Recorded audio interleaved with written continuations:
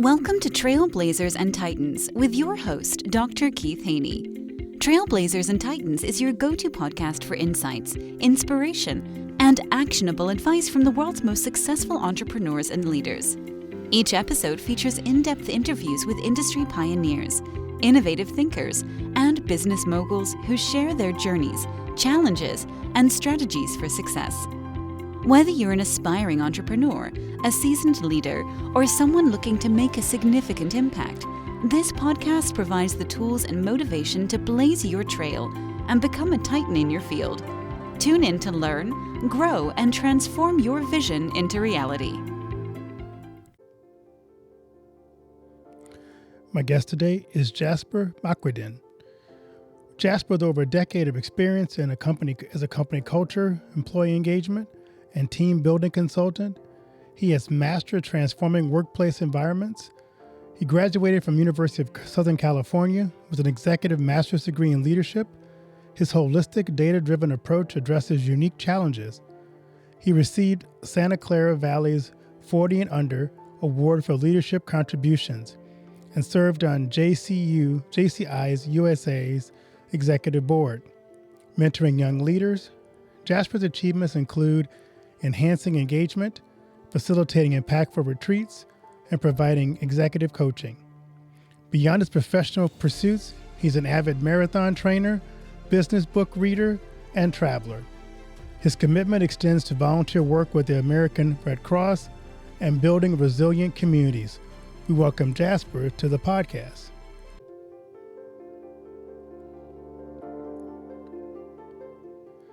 Well, Jasper, welcome to the podcast. How are you doing today? I'm doing well, Keith. How are you? I am phenomenal. I'm so glad to talk to you. I'm glad you're coming to us from sunny LA or smoggy LA, I guess, what depends on the day. So that is true. But it's good to have a conversation with you. I'm excited to join you today. I love to ask my guests this question. What's the best piece of advice you've ever received that has resonated with you throughout your career? Best piece of advice. I would say there was a piece of advice about life itself, and it's when you're traveling too fast, you'll miss all that you're traveling for. And when you think about it, we live in a world of instant gratification where everyone is rushing to get the results we're striving for. And when you're just moving too fast, you're missing out on the journey itself. I just remember growing up thinking to myself, okay, I want this, I want that, I want this, I want that. And then finally, when I actually got this, and that, I started thinking to myself, what now? And then it just makes you realize it's all about the journey itself, right? The adventure, what you're striving for. For example, if you're trying to build a goal of increasing your revenue for your organization and you're just moving too fast, you're going to miss out on the small details, the processes that really help your organization grow. So it's really about enjoying the process that you're currently in, focusing on the now. That's really what's important to us, the present. So let me ask you a question. I love that. So how do you then, as a leader, celebrate wins in your organization? Absolutely. Wins are absolutely important. And when you don't celebrate them, that could demotivate your team because they don't realize what they're working toward. But when you're with your team, some things you can do are during your team meetings, at the beginning of the meeting, you can put it as the first thing to the agenda. You can ask your team members, Keith, what's one win that you had this week? And then you can go around the table. And then as they share their wins, they realize the progress that they're making. Yeah, because what you celebrate, it tells you what you really matter, and what you measure matters. So that's really cool. I love that. That's right. I'm curious, think about in your life, who are some people who serve you as mentors or even inspiration for you along the way? What made them special? If you want to give them a shout out on the podcast, here's your chance to do that. Keith, there are just so many people I need to thank. I might need the next hour just to do that, but there are several people that I do want to highlight. The first one is for my alma mater. We have a entrepreneur mentorship program, and I signed up for it. And the mentor that I was assigned to, her father is a famous jazz player, and she taught me the value of staying true to your values because her father, as he went through his career in the music industry, so many lives in that industry were ruined because the trappings of success, when you reach such a high level, you can just live a life that isn't true to what you stand for. But her father put family first. So whatever he did during work, it was really to support his family. And he wasn't distracted by those trappings of success because his wife, his daughters, he wanted to make sure he left a very good and healthy legacy for them. And the next mentor I want to mention is, as a member of Toastmasters, we do have a mentorship program as well. And the mentor I was assigned to, her journey is just simply amazing. She had survived cancer, and she uses that as an opportunity to show others that there's value in overcoming obstacles. And when you really push through, you can accomplish great things. And a third person I want to give a shout out to as a mentor is not necessarily a mentor in the formal sense as the previous ones I mentioned, but I still look up to this person, and he's a speaker from the National Speaker Association. And during the pandemic, I had set so many goals in life beforehand.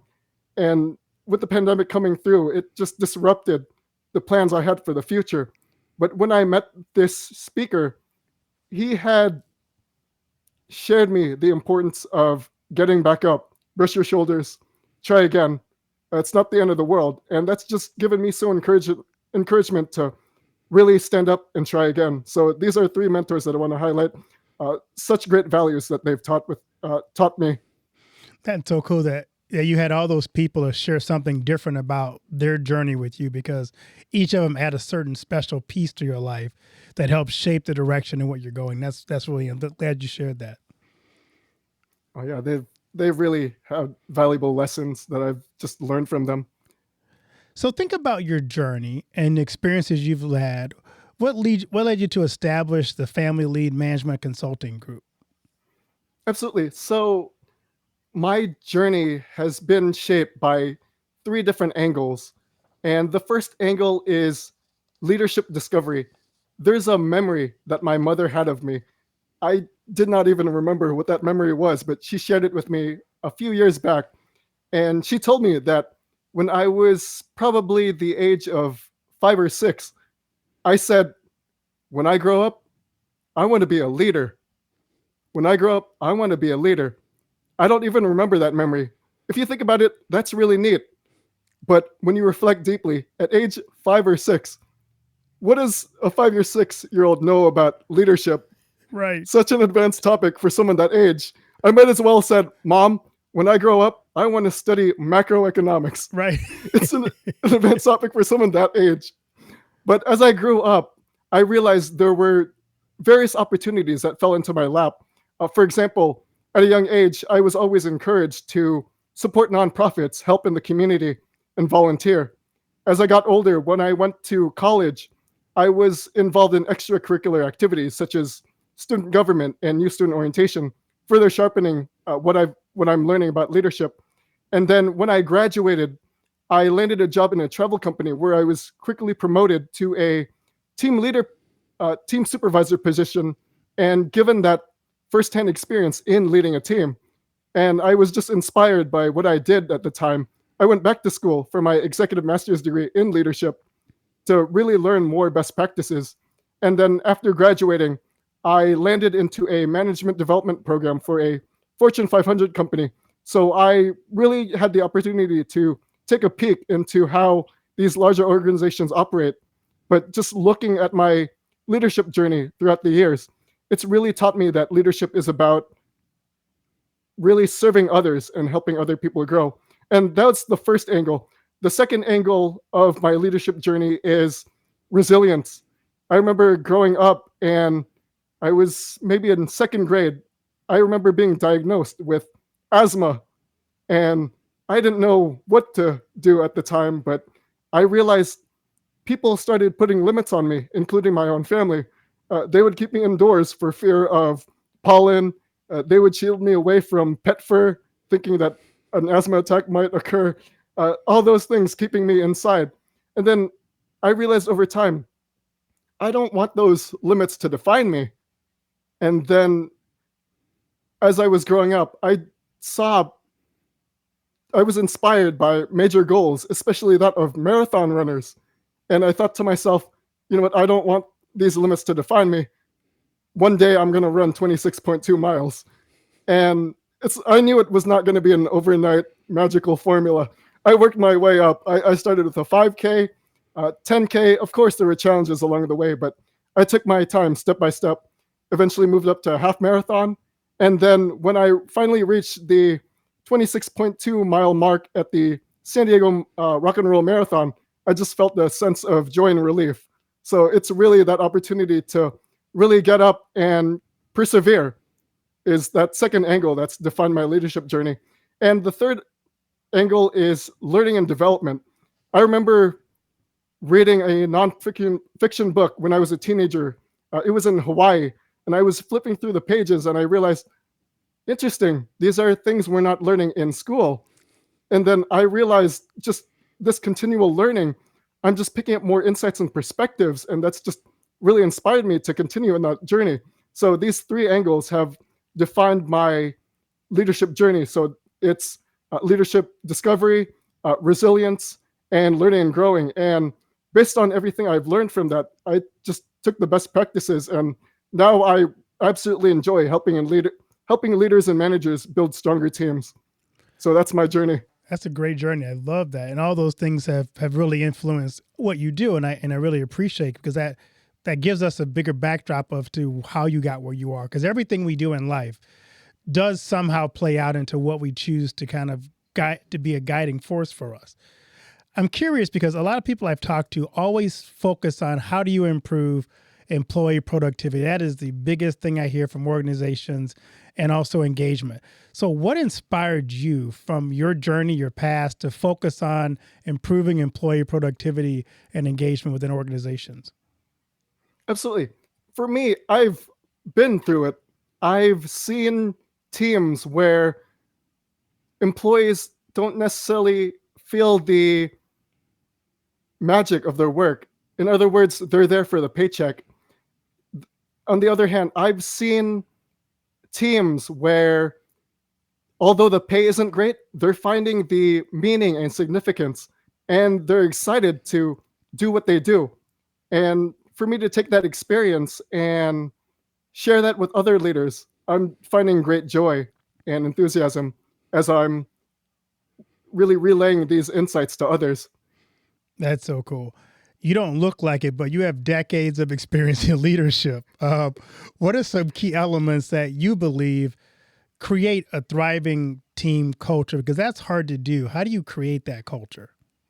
Excellent. When it comes to company culture, there are two factors to consider. The first is buy-in and development from the leaders, and the second part is the culture itself. So I'll start with the leaders. There are 4 super skills for leadership, and the 4 super skills are public speaking, public listening, private speaking, and private listening. So public speaking is what many of us are aware of. It's for a leader to really share their message with others. And I know there are people out there who might say, public speaking, not really my thing. Why is it so important? Well, let's put it this way. You don't have to like public speaking. You don't have to love public speaking. You can even despise public speaking if you want to. However, as a leader, it comes to a point where you have a message to share with others. And to keep your team members inspired, you're going to be the one who will share that vision and purpose with others. And that's through speaking in front of your team. The second super skill is public listening. And it's having the courage as a leader to step aside and give other people the stage. And that's not in a literal sense. It can be in the boardroom, it can be in a Zoom call. It's essentially letting other people speak and share their voice. Because as a leader, as the saying goes, we have two ears and one mouth for a reason, and that's because we need to take a more active approach in listening to others. The next super skill is private speaking. And to some people, that might, I know some people are thinking, wait, is that where you go into a room, lock yourself in there by yourself, and just start talking to yourself? No, no, that's not private speaking. Yeah, that's something Private totally speaking, different. that is something totally different. In this case, as a leadership super skill, private speaking is the term I use for coaching and mentoring. It's those one-on-one conversations that you have with other people. And I call it private speaking because essentially those conversations are private. It's not fair to the other person to go out into the world and say, "Oh, hey, did you know that Keith said this and that?" No, no, no. As a leader, it's very important to really keep those conversations personal and private, because you get the opportunity for an employee or a team member to share something that they would not otherwise share in public, and that's a value. That's absolute value, and it's important to keep that within you and the other person. And the last super skill is private listening. And for private listening, it's a leader having the opportunity to learn about themselves, this sense of self-awareness. It's having a leader learn more about what's working well for them and what they can improve on. For many people, private speaking can be done with meditation, really taking the time to just sit back and really listen to your senses within yourself. Another way for private speaking to occur is, my recommendation is taking leadership assessments where you're actually seeing specific scores, results, and data on how your leadership is affecting other people. So these are the four super skills that really create a strong leader. So again, public speaking, public listening, private speaking, and private listening. And then once you supercharge your leader in that regard, uh, it helps build a effective culture. And for building a culture, there's a framework I use called the Core 4 Mentor. And before I explain what those four qualities are, I'll give a breakdown of what Core 4 Mentor means. So core, these are the foundational aspects of bringing about an effective culture. And then four, there are four areas to consider. And mentor, when it comes to building an effective company culture, you want everyone to really promote this sense of helping other people learn and grow, just as a mentor would. So that is the core for mentor. And the four aspects spell life, Life. And the first aspect of life is listening, specifically active listening. You want all employees to really, as we mentioned before, two ears, one mouth, really listen to others and give other people that space to share what's on their mind. Next is innovation.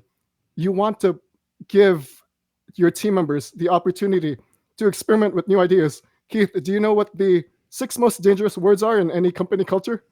I don't know. No. No, I don't. What are they? It is, we've always done it that way. Oh my word, we use that in the church too. We've always done it that way.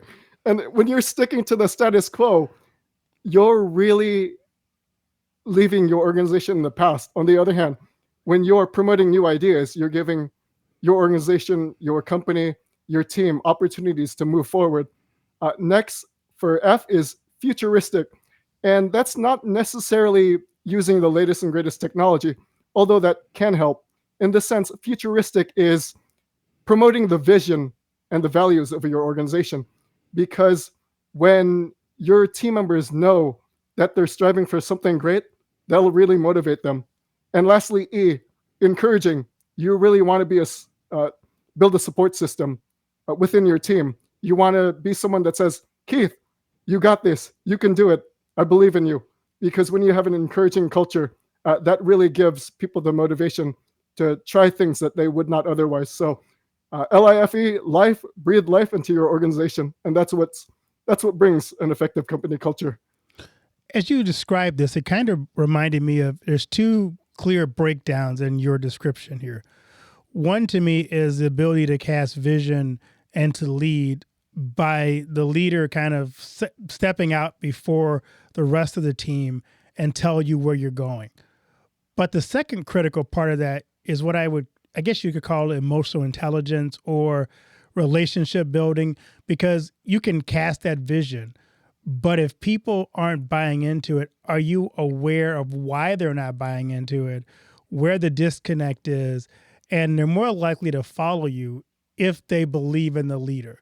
So am I kind of hitting what you're thinking about in those two breakdowns? Right on target, Keith. Right on target. All right, I get an A. Cool. Because I as a leader, I run across that too. You know, I remember as a young leader in my very first organization, my very first church, I walked in and I said, I got this really big vision for where we're going. And I laid it out there in front of people without the relationship part. And I watched the vision die in front of people and right in front of me. And I'm like, whoa, I just lost the entire room. And then on the flip side, if you have that social part but don't have the vision, that can also cause some discrepancies. So it works both ways. But the example you shared, such a great perspective that you relayed. Yeah. So in the future, I went in again to try that again. This time I was like, you help me. Where do you guys want to go? And like, well, we want to go somewhere. It's like, so are you ready for us to launch a vision together? So we actually, together as a team, developed the vision, and then it was much more sustainable, and we actually got it done 2 years ahead of my schedule in terms of where this was going to go. So I learned from the first time of bombing not to do that again. It's those lessons that we learn such great values, and then when we get that opportunity to try again, really moves us forward in a better way. Right, exactly. So I'm and curious. Then yeah, go ahead. I would say my example. I remember working for a travel company, and we were trying to find ways to be more efficient. And I would tell members, well, let's put things here, let's do this here, let's make this process look this way. And then for my employees, they were with it, but that motivation wasn't there yet. However, when it came to the vision, I developed a vision statement for our organization, and that was we help our clients achieve their dreams, their travel dreams, by getting from point A to point B. And when my employees heard something like that, that really gave them a better understanding of what they stood for. They're helping other people achieve their dreams. And when you realize you're helping someone achieve their dream, that really gives you that sense of passion and motivation that you didn't experience beforehand. Exactly. I love that. So can you explain the concept of your FAM leadership? Because how do you integrate family values into your leadership practices? Yes. So when it comes to culture, this sense of family, it's that sense of community, sense of belonging. I know, especially during the pandemic, there's this rise in feeling isolated, that sense of loneliness. To build an effective culture, you want people to feel like they're part of something, because if they're an individual just focused on their own thing, it's not going to achieve the same results as a team working together as a cohesive unit. So that sense of community and belonging is what's really going to help a culture take off. So I love the way you use the term family and talking about creating belonging, because we have seen in corporations today this idea of, I think, DEI and how DEI is supposed to do that too. But DEI seems to, in my opinion, this is my opinion, create more division than it does the sense of family. I like that you use the term family, because it really is about recognizing that we all have differences. We bring something unique to the table. But if we look at it as a family unit, then everybody is still valued. And I think that's what I sometimes see missing in the discussion of how we create belonging, if we don't approach it as family versus approach it as certain people deserve certain things over somebody else. If you did that in a family, I mean, I have 6 kids. My kids are always asking me, which one is your favorite? And I say, I love you all equally. There are no favorites. I'm like, no, you have to have a favorite. And it seems to me the same thing works in corporate culture too.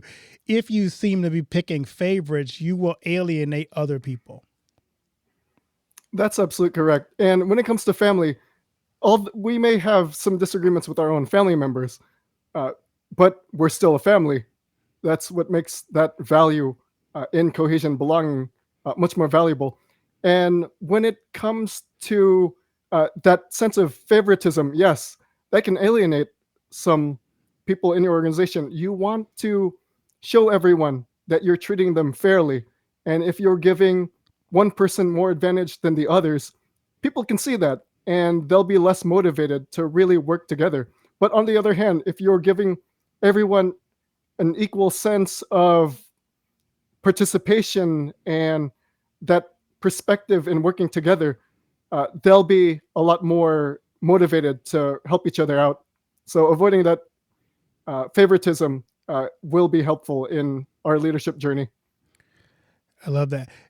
Let's talk about your team building, because I'm curious, what activities have you used to help create that sense of belonging as you also try to enhance your teams as well? Absolutely. So, a unique approach to team building. I remember an early conversation I had with a retired entrepreneur. I introduced myself. Hello, Mr. Retired Entrepreneur. I'm Jasper. I am a leadership and team building consultant. And he looked at me and he said, huh. And I was that had taken me aback. I was curious to know why he did that. And I asked Mr. Entrepreneur, is there some kind of problem? And he looked at me and he said, Jasper, I hate people in your industry. And I was taken aback. I was thinking to myself, wait a minute, we're doing good service. We want leaders to thrive. And I asked the entrepreneur, Mr. Entrepreneur, why do you think that way? And he told me, Jasper, years ago, when I was building my business, I hired people to help me with team building, and it was great. It was absolutely great. We did trust falls, high fives, hugs, cheers, you name it. It was awesome. But when we went back to the workplace, none of it was relevant. And that made me realize, that is an aha moment, because when it comes to team building, we want to develop something that is relevant to the work we do. I mean, I'm sure there was value in trust falls and kicking and screaming at some point. It brings up energy. I understand that.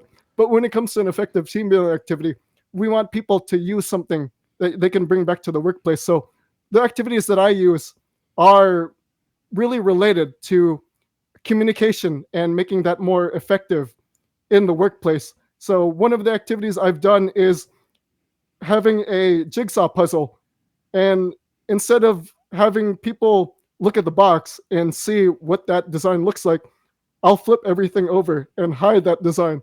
So they'll really have to work together and solve that puzzle with no image whatsoever, but they'll have to work together to see what fits. And after they solve it, we'll have that conversation to see, okay, what's really worked, what didn't work, which really gives employees the opportunity to have that conversation.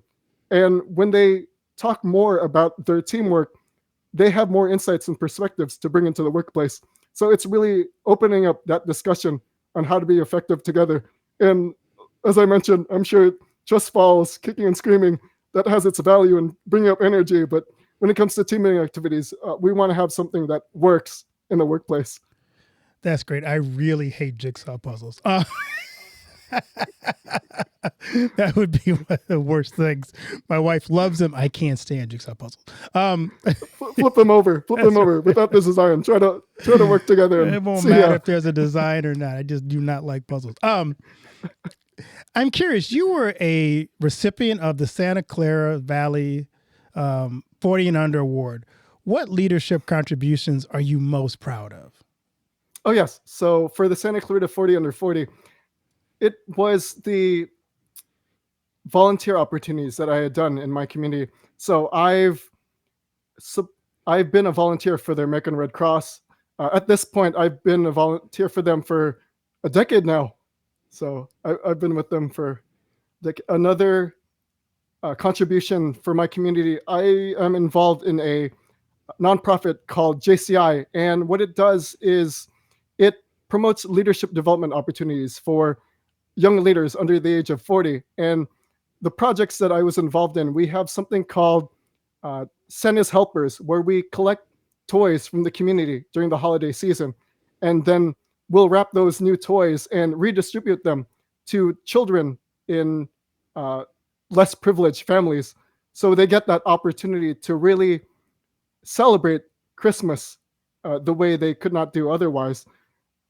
Another project was Operation Gobbler, where we're collecting different ingredients for Thanksgiving and distributing them to families in need. So it's really these volunteer opportunities that have given me these moments to really serve my community. Well, that's really neat. And I'm sure it makes such an impact in people's lives to have someone who doesn't have to pour into their life to care enough about them to give the time and the effort and the skill set to be able to organize that for them. So that's really neat. That's right. And then when you see the smiles of the hundreds of people that you're affecting, it really brings joy back into your own life. Yeah. I'm curious for you, looking ahead, what emerging trends do you see in organizational culture and leadership going forward? I'm glad you asked this, Keith. There are so many trends that are affecting company culture. The first one I want to share is research that I've learned from Professor Scott Page from the University of Michigan.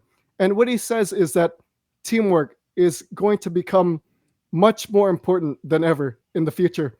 And he explains that by showing us that the easy problems are already solved. As we move toward the future, things will become a lot more complex and sophisticated. So, for example, the wheel, that's already been invented. 2 plus 2 equals 4. That's already invented.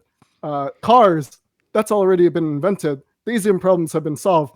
As we look forward, cloud computing, sophisticated.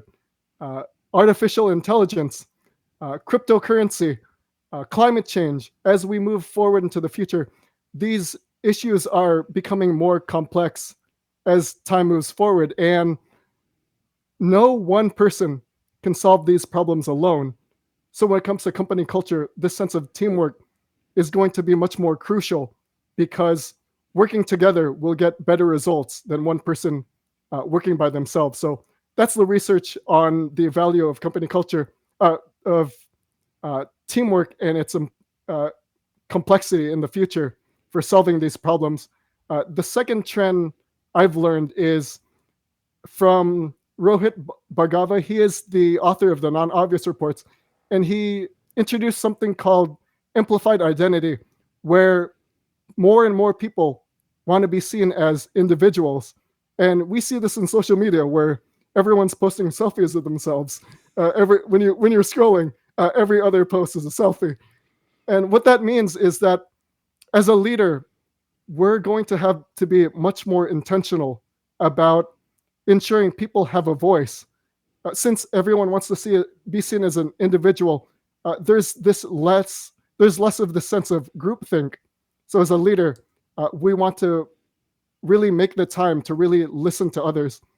And then with these two trends combined, the way I see it, we're now co-creating a world together. So with the value of teamwork becoming more crucial in the future and people wanting to be seen as individuals, we now need to work together in writing each other's story. So for example, today on this podcast, we're co-creating this show. For example, our conversation, it's really sharing a story for you, and then for you, for me, as we're working together in, trying to write something together in our lives. So that's how these trends really interact with one another. Well, that should be fascinating future ahead there. We'll see where this all ends up going. Absolutely. As you think about the young leaders that are coming up today, what advice do you have for this next generation of leaders if they want to make an impact in their organizations going forward? Absolutely. So what I'm learning about these younger leaders is a sense of vision and purpose has been really important to them. gone are the days where you can just give a task to a young leader and they'll instantly see the value in it. They want to know that what they do really makes a difference. And the advice I would give to younger leaders is to really step into that, embrace that, because that is a good thing. Because when leaders embrace purpose in what they do, that brings a greater sense of meaning in the work that we'll see in the future. So really embrace that sense of purpose, meaning, significance, and vision, because that will bring out more work and output and solutions that really make a great difference. So here's a question for you as we wrap things up. It's been a great conversation. What do you want your legacy to be? My legacy. For me, as I reflect on my life, my story is a story of perseverance. And for me, growing up with asthma and then running a marathon, it's really that sense that I want people to know that if they really push forward and keep going, uh, they can accomplish great things. And I want people to know that there is a lot of value in keeping your head up. So, for those of you who are listening, if you're going through a challenging time in life right now, I want you to know that keep your head up, keep going, keep pushing. There is light at the end of the tunnel. So, as far as reflecting on my legacy, it's really encouraging others to keep pushing forward. That's great. As we wrap this up, Jasper, what key takeaways or call to actions do you want to leave with the audience today? Absolutely. On my website, I have a complimentary assessment for your leadership skills, and it's called Behavioral Elements. It's on my website, and what it does, it shares idea, shares perspective about what drives your behavior, and that's based on 4 elements. That is fire, air, earth, and water. So for the fire element, these are the leaders who are inspired by competition, not competition in the bad sense, but competition in reaching the highest levels. So, for example, for a fire, if you give a sales manager the goal of making 100 calls in a day, they'll go back up to you and say, Keith, just 100? Come on, I can do 150, maybe even 200. Let's go. That's fire. That sense of acquiring and competition. Next is earth. These are the leaders who really embrace the value of staying organized, the sense of process and structure, because they really understand that when everything is running smoothly, that just makes life easier. The next element is water. And these are the leaders who embrace the relationships at work. They know the connections bring them joy and that opportunity to connect with others. That's what motivates them. And lastly, it is air. And this is for this element, these are the leaders who are inspired by creativity. They love brainstorming. They love innovation. As the metaphor goes, throw spaghetti at the wall and see what sticks. And this is what motivates those airs. So 4 elements: fire, air, water, earth, behavioral elements, complementary assessment on my website. It'll give you a better perspective of what drives your behavior. And see, those are all great because my favorite band is Earth, Wind, and Fire. So I can really resonate with those. They have all the leadership skills within them. There you go, all the leadership skills. So Jasper, I'm so thankful that you came on. Can you tell the audience where they can connect with you and find you on social media? Absolutely. The first way to reach me is through my website, familyconsulting.com. And the next way to reach me is LinkedIn. Search for Jasper Maquindang. I absolutely love conversations about leadership development, personal growth, and team building. If you want to have a conversation about those topics, happy to have them. Again, you can search me on LinkedIn, Jasper Maquindang. You might want to spell your last name for it because that's a little hard to type in there. I'll spell it. Maquindang, Jasper Maquindang. So good to have you on, Jasper, and thanks for what you do and the energy you bring to this conversation and the impact you're having in the community by just giving yourself to places like the Red Cross and your community. Those are lasting moments that most people sometimes don't understand how important it is for people like yourself to invest in their lives. So thank you for what you do. Thank you, Keith. Really enjoyed our conversation today.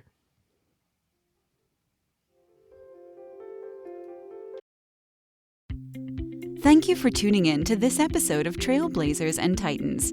If you enjoyed our conversation and found value in the insights shared, please subscribe to our podcast and leave us a review. Your feedback helps us reach more listeners and continue bringing you the stories of the world's most inspiring leaders. Don't forget to follow us on social media for updates and exclusive content. Join our community of Trailblazers and Titans, and let's continue to learn, grow, and transform our visions into reality together. Until next time, keep blazing your trail and striving for greatness.